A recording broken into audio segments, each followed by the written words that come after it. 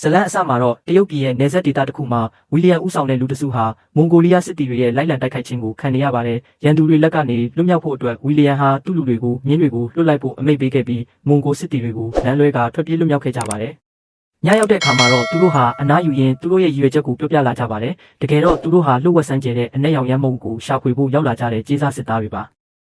ဒီခီးစဉ်ဟာသူတို့အတွက်အလွန်ပဲကြမ်းတမ်းခက်ခဲခဲ့ပြီးခီးတစ်လျှောက်မှာလူပေါင်း20ကျော်တေဆုံးခဲ့ရတယ်လို့ရိတ်ခါတွေလည်းပြက်လက်လူနေပါဖြစ်နေပါပြီ။သူတို့တစ်ဖွဲ့လုံးလက်လျှော့ပြီးပြန်ဖို့စဉ်းစားနေတဲ့အချိန်မှာပဲအမောင်ထဲကနေထူးဆန်းတဲ့တရဝါကြီးတစ်ကောင်ကရုတ်တရက်ထွက်ပေါ်လာပြီးအဖွဲ့သားတွေကိုတိုက်ခိုက်ပါတော့တဲ့ခဏချင်းတွင်းမှာပဲဝီလီယံနဲ့သူ့တငယ်ချင်းတိုဘာကလွဲလို့ကျန်တဲ့သူတွေအားလုံးအသက်ခံလိုက်ရပါတယ်။အဲ့ဒီတရဝါကြီးကသူတို့နှစ်ယောက်ကိုထပ်ပြီးတိုက်ခိုက်ဖို့ကြိုးစားချိန်မှာတော့ဝီလီယံဟာအချိန်မီခုခံနိုင်ခဲ့ပြီးတရဝါကြီးရဲ့လက်တစ်ဖက်ကိုဖျက်ချနိုင်ခဲ့ပါတယ်။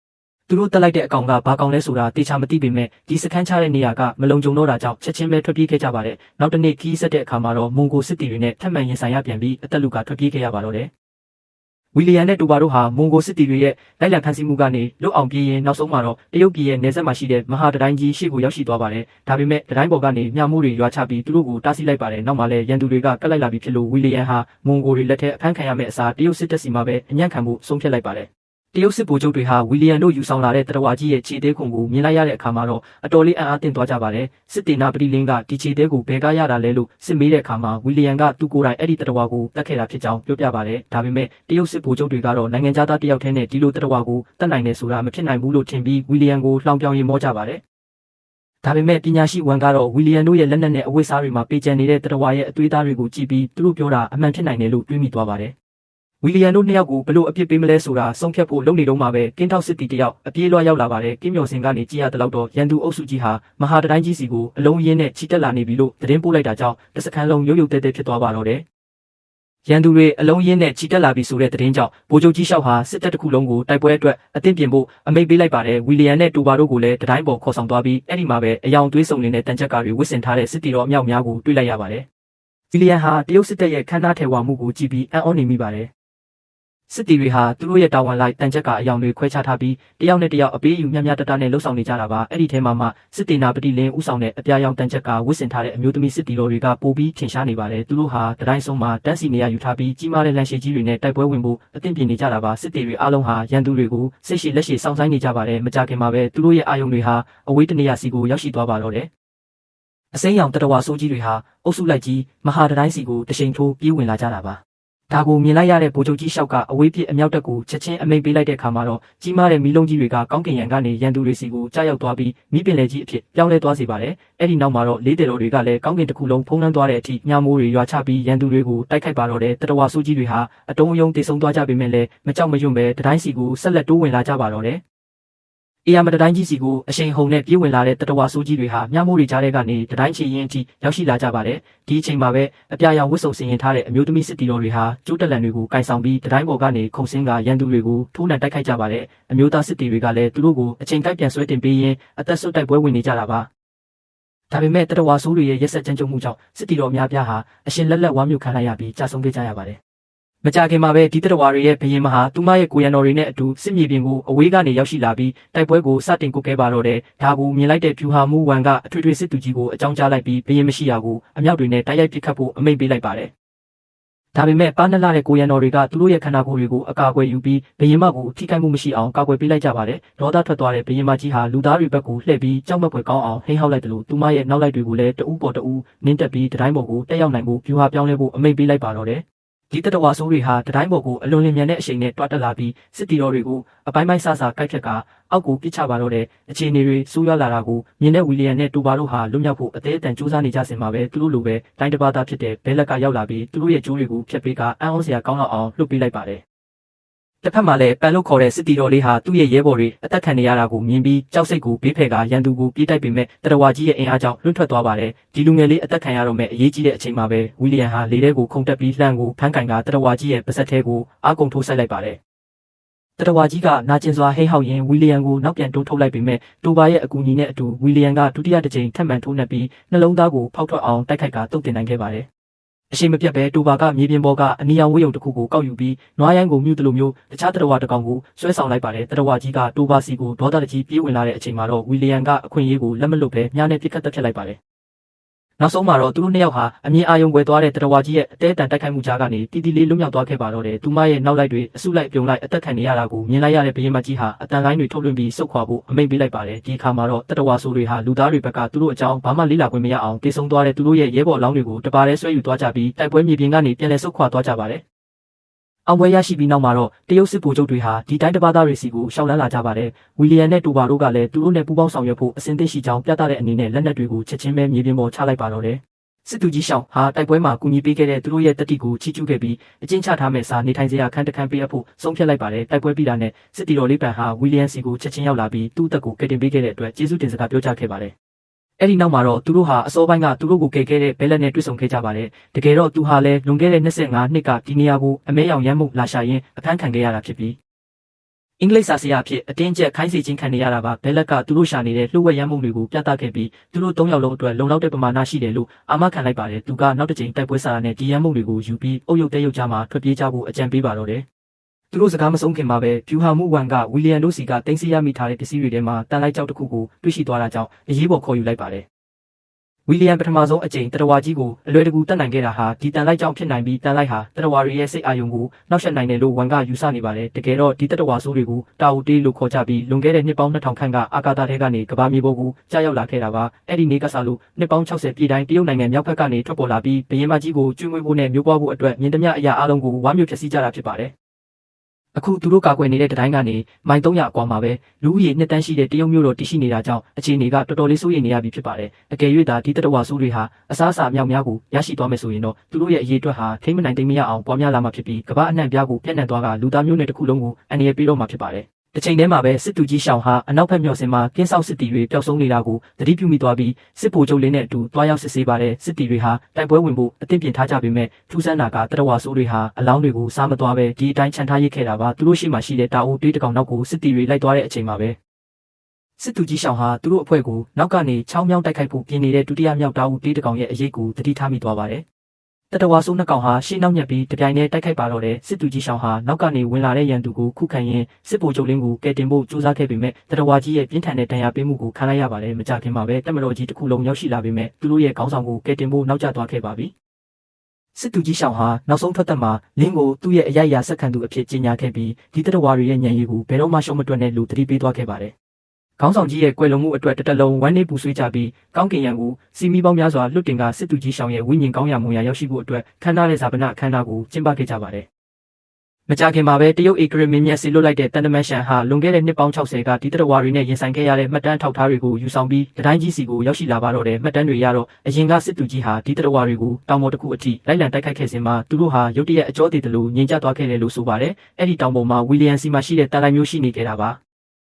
ဒါကြောင့်တန်လိုက်ဟာဒီတရဝါတွေအပေါ်တကယ်ပဲဘလို့တက်ရောက်မှုရှိလဲဆိုတာကိုအတည်ပြုနိုင်ဖို့အတွက်ဝီလီယံကအကြံတစ်ခုပေးလိုက်ပါတယ်။အဲ့ဒါကတော့ဝေလငါးတွေကိုဖမ်းတယ်လို့မျိုးချိတ်ပါတဲ့ကျိုးတွေကိုအသုံးပြုပြီးတာဝူတေးတကောင်ကိုအရှင်ဖမ်းဆီးဖို့ပါပဲ။ဒါပေမဲ့ဒီစီဇန်မှာဝီလီယံပါဝင်ပတ်သက်နေတာကိုသူ့တငယ်ချင်းတိုဘာကတော့လုံးဝမကျေနပ်ပါဘူး။သူတို့နှစ်ယောက်ဒီနေရာကနေရမ်းမှုတွေခိုးပြီးထွက်ပြေးဖို့စီစဉ်ထားတာလို့တိုဘာကဝီလီယံကိုပြန်တတိပေးလိုက်ပါတော့တယ်။ဗျူဟာမှုဝန်ဟာတရဝါတကောင်ကိုအရှင်ဖမ်းမိဖို့အတွက်မေးစေးအမြောက်များကိုဖော်ဆက်ပြီးချိတ်တွေမှာတုတ်လင်းကပြင်ဆင်ပါတော့တယ်မကြခင်မှာပဲတာဝူတေးအုပ်ကြီးဟာတတိုင်းပေါ်ကိုခိုးတက်ဖို့အစုလိုက်အပြုံလိုက်ရောက်ရှိလာကြပြီစစ်တီတော်တွေကလည်းသူတို့ရဲ့စစ်ဗျူဟာအတိုင်းအပြင်းထန်ခုခံကြပါတယ်တတိုင်းထဲကနေထွက်ပေါ်လာတဲ့အေယာမဓာတ်ဆက်ဝင်ကြီးတွေကတရဝါတွေကိုအပိုင်းပိုင်းပြတ်တောက်သွားစေတယ်လို့စစ်တီတော်တွေကလည်းတတိုင်းအစုံတွေမှာအသက်ဆုံးပြီးရန်သူတွေကိုတိုက်ခိုက်နေကြတာပါလင်းကလှန်ဆုပ်တနက်တွေကိုပြစ်ခတ်ဖို့အမိန့်ပေးလိုက်တဲ့အခါအေယာမချိတ်ကြီးတွေဟာရန်သူတွေစီကိုလွင့်စင်သွားပြီးတတဝါတော်များများကိုတန်ကြိုးတွေနဲ့ချုံနှောင်မိသွားပါတယ်။ဒါပေမဲ့ပါနတ်တဲ့တတဝါဆိုးတွေဟာသူတို့ကိုအရှင်ဖမ်းဖို့ကြိုးစားနေတာကိုရိပ်မိသွားပြီးချိတ်တွေကိုအားနဲ့ကိုက်ဖြတ်ကထွက်ပြေးကြတာကြောင့်တကောင်ကလွဲလို့ကျန်တဲ့ကောင်တွေအားလုံးလွတ်မြောက်သွားပါတယ်။တစ်ဖက်မှာလည်းဘဲလက်ဟာတိုက်ပွဲဖြစ်ပွားနေတော့အခွင့်ကောင်းယူပြီးထွက်ပြေးဖို့တိုဘာကိုတိုက်တွန်းနေပေမဲ့တိုဘာကတော့သူ့တငယ်ချင်းကိုပြစ်မထားနိုင်ပဲညှဉ်းဆန်နေပါတယ်ဝီလီယံကိုရိုင်းလည်းတရုတ်တပ်မတော်ကိုစွန့်ခွာဖို့ဝေခွဲမရဖြစ်နေပေမဲ့နောက်ဆုံးမိနစ်မှာတော့စိတ်ပြောင်းသွားပြီးတန်ကြိုးနဲ့မိနေတဲ့နောက်ဆုံးနာဦးတေးကိုဖမ်းဆီးဖို့အတွက်စစ်ဗိုလ်ချုပ်တွေစီပြန်လာပြီးကူညီပေးခဲ့ပါတယ်ဒီတရဝါကိုတခြားအုပ်စုတွေနဲ့လူခွဲပစ်ဖို့အတွက်စစ်တပ်ကတရဝါကြီးရဲ့ပတ်လည်မှာဘုံမြောက်များပစ်ခတ်လိုက်ပြီးမိပင်လယ်ကြီးနဲ့ဝင်းရပိတ်ဆို့လိုက်ပါတော့တယ်တန်ကြိုးတွေကကြာရှည်ခံမှာမဟုတ်ဘူးဆိုတာကိုရိပ်မိသွားတဲ့ဝီလီယံဟာတန်ကြိုးတွေပေါ်ကနေရှော့ဆင်းပြီးအောက်ကကွင်းပြင်ထဲကိုဆင်းသွားပါတယ်အဲ့ဒီမှာတော့မေ့ဆေးရှင်ကြောင့်တတိလစ်နေတဲ့တရဝါကြီးကိုမြေပြင်ပေါ်မှာတွေ့လိုက်ရပါတယ်ဝီလီယံဟာတတဝါကြီးကိုအပေါ်ပြန်ဆွဲတင်လို့ရအောင်အမြန်ဆုံးကျိုးနဲ့ချီနှောင်လိုက်ပေမဲ့အနားမှာရှိနေတဲ့တခြားရန်သူတွေရဲ့ဝိုင်းဝန်းတိုက်ခိုက်ခြင်းကိုခံလိုက်ရတာကြောင့်မိမိကိုယ်ကိုကာကွယ်ဖို့အတွက်အသက်လူပြီးပြန်လည်တိုက်ခိုက်နေရပါတော့တယ်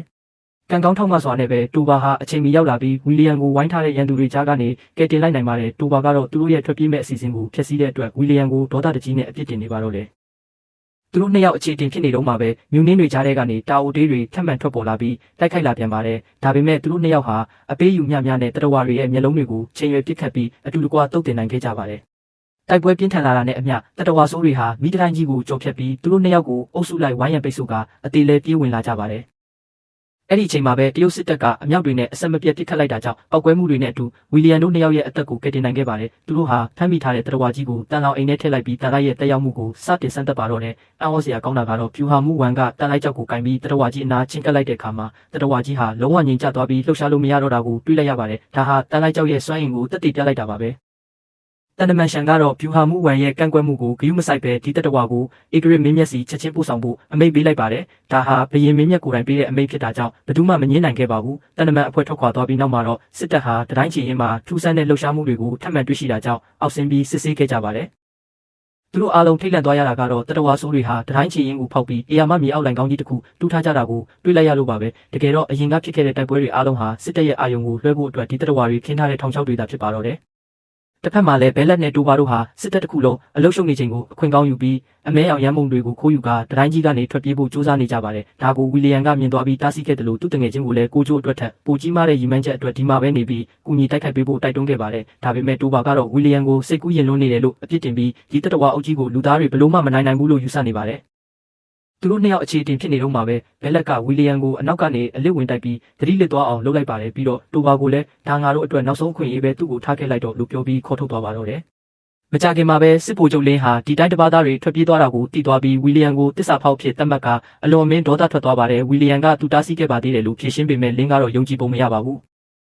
ဒါပေမဲ့စစ်တီတော်လေးပန်ကဝီလီယံဟာတကယ်ပဲသူ့တငယ်ချင်းတွေကိုတားဖို့ကြိုးစားခဲ့တာကိုမြင်လိုက်ရတယ်လို့တက်တည်ထွက်ဆိုပေးခဲ့တာကြောင့်ဝီလီယံဟာအသက်မခံရပဲအကျဉ်းထောင်ထဲမှာပဲအပိတ်ခံလိုက်ရပါတယ်လင်းဟာထွက်ပြေးသွားတဲ့တစ္ဆာဖောက်တွေကိုပြန်ဖမ်းဖို့အမိန့်ပေးလိုက်တယ်လို့မြို့တော်စီဦးတည်သွားတဲ့တာအိုတေးအုပ်ကြီးကိုအမိလိုက်နိုင်ဖို့အတွက်မိဘုံပြန်တွေကိုအသုံးပြုပြီးခီးနှင်ဖို့ဆုံးဖြတ်လိုက်ပါတယ်ဒါပေမဲ့ဒီမီးပုံပြန်တွေဟာစနစ်တကျစမ်းသပ်ထားတာမျိုးမရှိတဲ့အပြင်ရမ်းမုံတွေကိုလောင်စာအဖြစ်အသုံးပြုရတာကြောင့်အလွန်အန္တရာယ်များပါတယ်ကောင်းကင်ရံကိုပြန်တက်ဖို့စူးစမ်းရင်းစစ်တီတော်မြောက်များအသက်ဆုံးရှုံးခဲ့ကြရပြီးလက်တဆုပ်စာလောက်ရှိတဲ့စစ်တီတော်တွေကမြို့တော်စီကိုဦးတည်ပြီးပြန်တန်းသွားနိုင်ပါတော့တယ်မကြခင်မှာပဲစစ်တီတော်လေးပန်ဟာဝီလီယံကိုအကျဉ်းထောင်ထဲကနေလွှတ်ပေးလိုက်ပါတယ်ဝီလီယံဟာအပြင်ကိုအပြေးလွှတ်ထွက်လာပြီးဖြူဟာမှုဝန်နဲ့တွေ့ဆုံကအခြေအနေတွေကိုမေးမြန်းပါတော့တယ်ဝန်ကတာအိုတေးတွေဟာတတိုင်းကိုဖောက်ထွက်သွားနိုင်ခဲ့ပြီဖြစ်ကြောင်းနဲ့စစ်ဗိုလ်ချုပ်လင်းကိုယ်တိုင်မြို့တော်ကိုဦးတည်သွားပြီဖြစ်လို့ဝီလီယံကိုလွှတ်ပေးဖို့အမိန့်ပေးခဲ့ကြောင်းပြောပြပါတယ်ဒါအပြင်အခုချိန်မှာဒီဘေးအန္တရာယ်ကိုတားဆီးဖို့တခုတည်းသောနီလန်ဟာဘယင်မကြီးကိုတုတ်တင်ဖို့ပဲဖြစ်ပြီးဘယင်မကြီးတည်ဆုံသွားရင်သူမရဲ့နောက်လိုက်တွေအားလုံးလည်းအလိုလျောက်အားရင်ကုန်ခန်းသွားမှာဖြစ်တယ်လို့ရှင်းပြပါတယ်ဝန်ကဝီလီယံကိုဒီနေရာကနေထွက်သွားဖို့တိုက်တွန်းပေမဲ့ဝီလီယံကတော့လူသားမျိုးနွယ်ကိုကယ်တင်နိုင်ဖို့အတွက်လင်းရဲ့နောက်ကိုလိုက်သွားဖို့ဆုံးဖြတ်လိုက်ပါတယ်တစ်ဖက်မှာလည်းစစ်ဗိုလ်ချုပ်လင်းဟာမြို့တော်စီကိုရောက်ရှိသွားခဲ့ပေမဲ့မြို့တော်တစ်ခုလုံးဟာရက်ဆက်ကြမ်းကြုတ်တဲ့တရဝါဆိုးတွေရဲ့ဝမ်းမြူဖြက်စီးခြင်းကိုခံနေရတာကိုတွေ့လိုက်ရပါတယ်သူတို့ဟာနန်းတော်စီရောက်အောင်စူးစမ်းခဲ့ကြပေမဲ့လမ်းမှာတာအိုတေးတွေရဲ့ဝိုင်းဝန်းတိုက်ခိုက်ခြင်းကိုခံလိုက်ရပြီးမြေပြင်ပေါ်ကိုပြုတ်ကျကအသက်လူတိုက်ပွဲဝင်နေရပါတယ်လင်းဟာတရဝါဆိုးတွေကြားထဲမှာဝိုင်းပတ်ပိတ်ဆို့ခြင်းခံထားရပြီးအသက်ခံရတော့မဲ့ဆဲဆဲမှာပဲ